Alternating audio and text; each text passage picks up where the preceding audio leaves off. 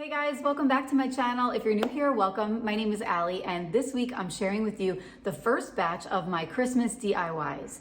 These are high-end looks for less. These are dupes that you've seen on sites like Pottery Barn and McGee Co. I've been so excited to share these DIYs with you. I love how they turned out. So the first DIY is going to be a dupe of a wreath that I saw on the McGee Co website. And while it is beautiful, it's something that you and I can do on our own, probably with things that we already have, give or take maybe a few things that you'd pick up. So why not DIY it? It really doesn't take much. The second DIY is a set of these Pinecone trees. I saw these trees on the Pottery Barn website and I really just loved the natural sort of rustic feel of them. I like that they have a lot of texture. I like that they're really neutral. I tend to go neutral in my holiday decor, but as you guys know, I always like to bring in a little bit of a shimmer, and that's what these pinecone trees do. They're mostly rustic, mostly natural, with a little bit of gold bling here and there. And then the third DIY is something that you may have seen before. It's where you take a tension rod and you push it up in a doorway,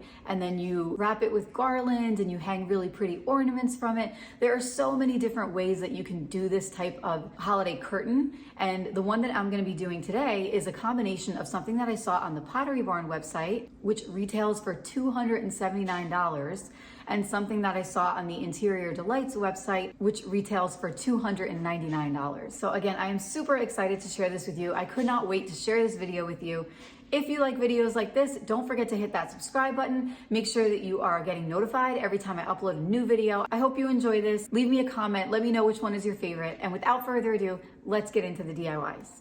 Okay, let's get right into that first DIY, which is the McGee Co Gorgeous Wreath. So you'll need a grapevine wreath frame.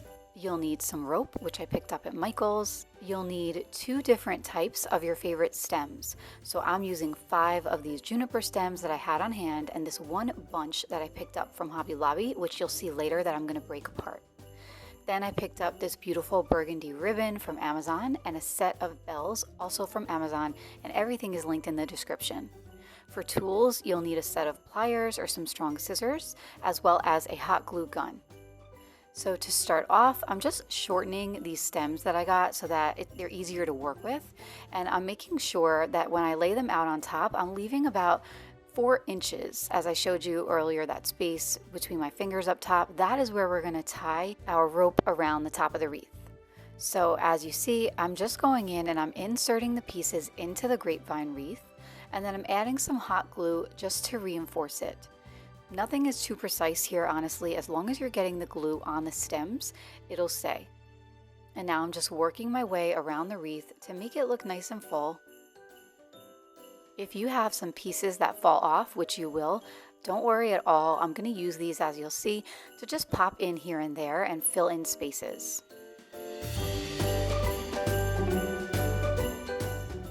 This is what it looks like with only the one type of stems. You can certainly stop here. I like to go for a more fuller look. So before I do that and add in my second set of stems, I'm gonna get my rope ready. I measured about 8 feet and I just matched up the ends so that I can find the center of it. And now I've got a loop on top. You want about 2 to 3 inches on top. This is where we're gonna hang your wreath when you're done making it. So you're just gonna tie a simple knot up top. And now you've got that 2 inches so that you're ready to go to hang it. So I'm placing it over the center point of the top of the wreath, and I'm just going to take my glue gun and glue it into place. And the main thing here is that you want to make sure that when you do so, the pieces of rope are laying side by side and they're not crossing one over the other. You definitely want to make sure that you protect your table or whatever surface that you're working on. And I turned my wreath over, so now I'm working from the back. And all I'm doing is I'm taking that rope and I'm winding it around loop by loop and just gluing it into place. Again, making sure that the rope's pieces are side by side and not overlapping.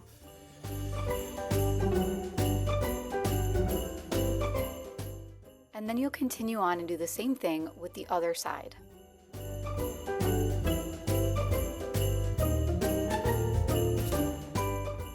And this is what it looks like from the front now that it's all done. So now I'm going in and I'm taking that second batch from that one big stem that I picked up from Hobby Lobby. I just separated it with some pliers, and I'm going in and I'm just laying them in different places before I hot glue them, just first to make sure that it's laying exactly how I like it. And then I'll go in once I'm done and everything's in place and just secure it with the hot glue gun.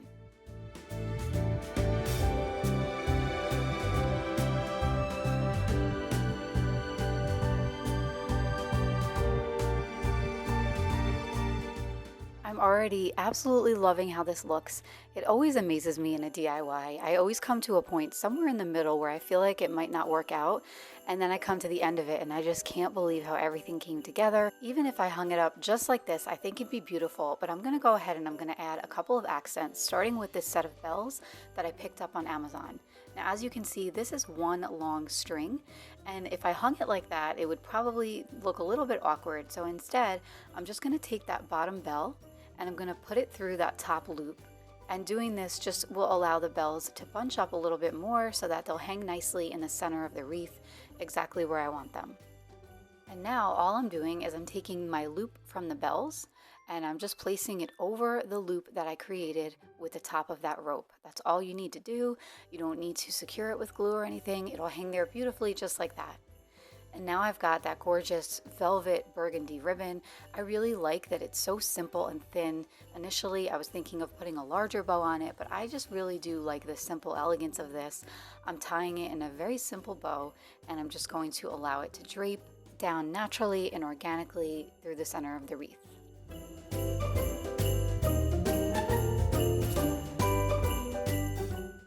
I'm hanging this on our front door just using a silicone wreath hook. I always like to cut the tails of the ribbon once I have it already hanging on the door, because then I can see exactly how it will look. And you guys, it is stunning. I think that it came out so beautiful. I love the gold accents of the bells and the beautiful color of the ribbon and the greenery. It's just perfect for the holidays.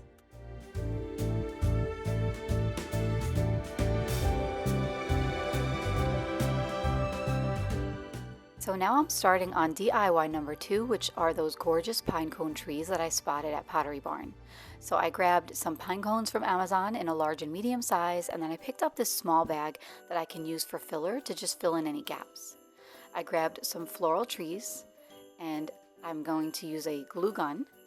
And I'm also going to be using some of this gold paint just to add that shimmer to certain pieces of the pine cone on the tree. And then I grabbed these pieces that you'll see later I'm going to glue together and paint them and make them the base of my pinecone trees. I grabbed a paper plate to mix some paint, and I just grabbed some of my brown paints that you'll see I'm going to use to paint the floral foam trees, and then this metallic shimmery paint that I'll bring in toward the end.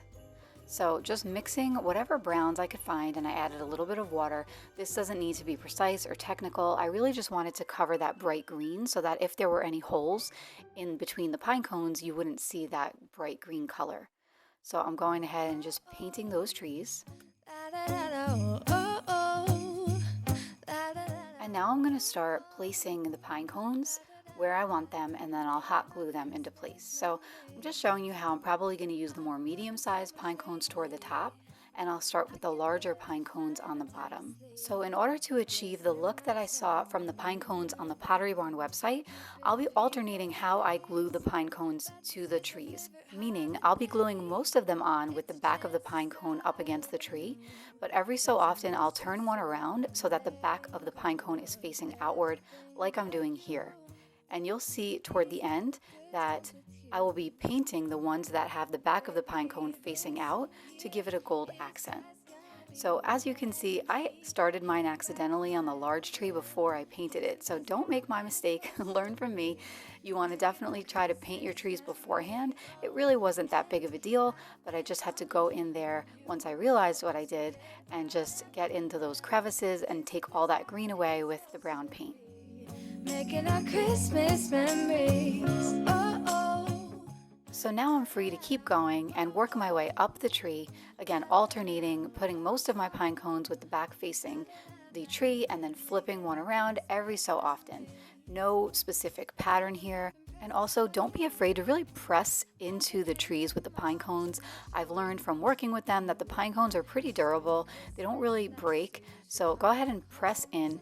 Also, I don't want you to worry about being too specific with the hot glue.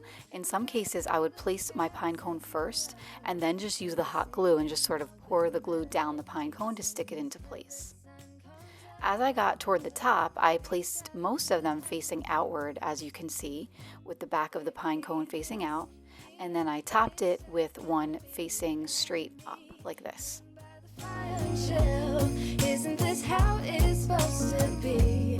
Making our Christmas memories. Oh, and I've been longing to hold you close. Forget about everyone else. Isn't this how it's supposed to be? Now, as you can see here, I'm starting to take those smaller ones and just fill in those gaps anywhere that it's showing too much of the tree underneath. These are really also very easy to work with. You can sort of squish them in and press them into whatever hole you need to cover.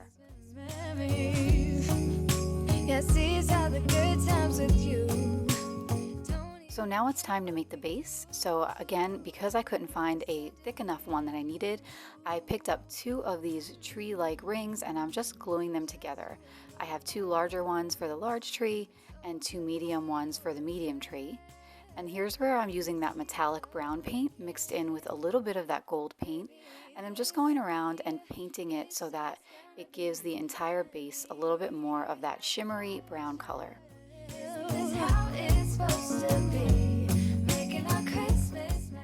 While the base is dry, I'm adding in now that gold paint. And what I'm going to be doing is picking up mostly gold paint with a little bit of brown metallic, and I'm going to find all of those pine cones that I flipped outward with the back facing me. And I'm just going to dab that gold metallic paint very gently using a wet paper towel onto the backs of those pine cones. But the fire keeps us warm. We can spend the night underneath the mistletoe. And I've gotten you a present that I put under the tree. And now that my bases are dry, I'm adding some more hot glue to the top and placing the trees onto the bases.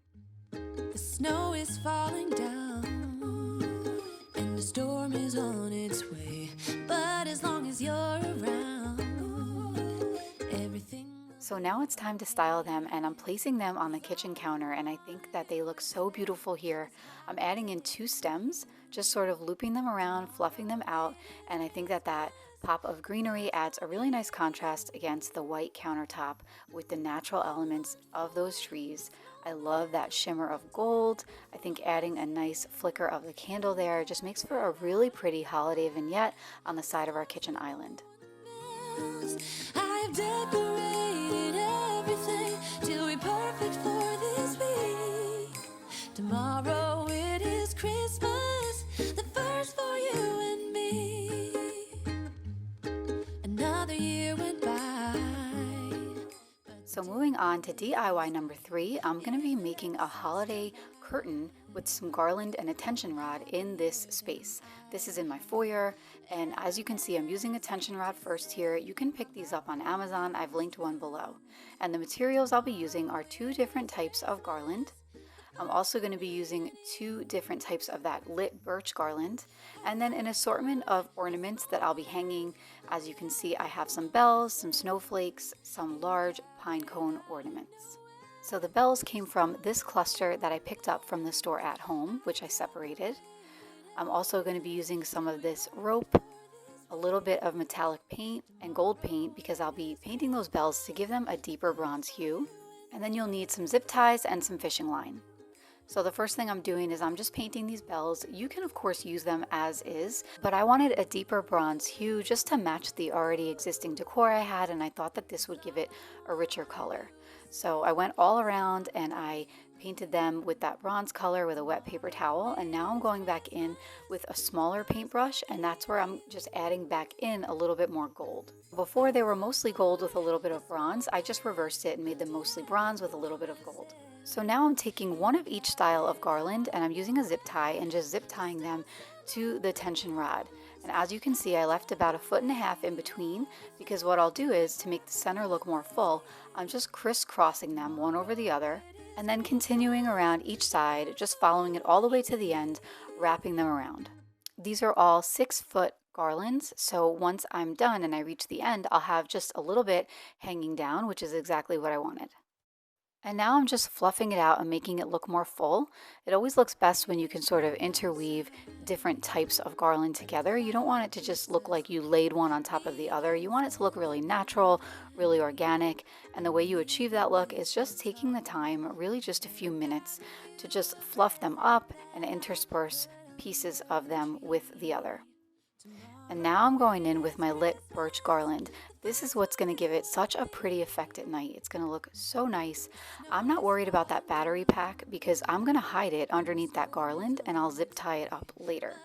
So I'm doing the same thing that I did with my garland. I'm just wrapping it around the tension rod, using one for one half of it, and then I'll go in and use the second lit birch garland for the second half of it. And as you can see, I'm doing the same thing here. I don't want it to just look like I laid it on top of the greenery. I want to sort of fold it in and out of the greenery so that it looks like it's kind of growing in the middle of that garland and just make it look more natural. In a cabin out of nowhere, just us and no one else. I've decorated everything till we're perfect for this week. Tomorrow it is Christmas. I like to come around the front of it periodically just so I can make sure that it looks good from all angles. So these are the ornaments that I'm going to be using. Those are the jingle bells that I painted on that rope. And then I used two different kinds of snowflakes, the white wooden ones that I love because they give it like a nice rustic feel. And then I inserted some battery operated string lights into the gold ones just to give a nice little shimmer of light at night. So the first thing I'm doing is I'm hanging the longer jingle bell in the center, and I'll do the others in varying heights. So I went a little bit shorter on the one on the left there, and then a little bit shorter than that for the one on the right. And in order to fasten them, I'm just using the zip ties. So now I'm adding in the first of my pine cone ornaments, and I went longer on that one and a little bit shorter over there. Really, there's no right way to do this, and that's why I love this design, because you really can make it your own. You don't have to have specific ornaments. The eye loves repetition, so I would say that whatever you use, I would use either 2 or 3 of, but the main thing is to just go with what you like, what works well in your home, and what you think looks pretty, and then you really can't go wrong. So as you can see for the snowflake, I'm just looping the battery pack over. Again, I'm not stressing about it because I'm just going to hide the battery pack under the garland and zip tie it to the tension rod. So I'm just showing you here that this is just a basic gold snowflake ornament, and I'm just adding a string of lights. You can grab these lights off of Amazon or anywhere. Usually in the stores they have them around now. They're battery operated. There is no right way to do it. I'm just literally, as you can see, pushing those lights into the snowflake, and then I'm adding a zip tie to just hang it to the tension rod. Now you'll see all those ugly black tails sticking out, but I'm going to be chopping them off once I'm done and cleaning it up. But in the meantime, I just wanted to show you a close-up of the process. You're just going to loop that zip tie around, and once you have things in place, just pull it tight and fasten them. I also wanted to show you that I'm changing the position of that pine cone, so don't be afraid to move things around. Take a step back, make sure that it looks exactly as you like it, and again, don't be afraid to take it apart and just switch things around. We'll be chilling and having a good time. Doesn't matter if the snow is I finally got it looking exactly how I like it, and I think it came out beautiful. So it's time for us to lift it all the way up and push it into the top of the doorway. The battery packs on the birch garland are also timed, so all you need to do is turn them on one time, let's say at 5 p.m., and they'll run for 6 hours straight and then shut off, and they'll do the same thing every day. They'll do 6 hours on, 18 hours off. I am so excited with how this turned out, you guys. It is beautiful. It makes such a statement in the entryway when you walk into our home. Everything feels so festive. This gives off such a pretty holiday soft glow at night, and it just really transforms the entire space. So even if you have smaller doorways, I really encourage you to try this DIY. I think that you're going to be just obsessed with the results. We'll be chilling and having a good time. Doesn't matter if the snow is falling.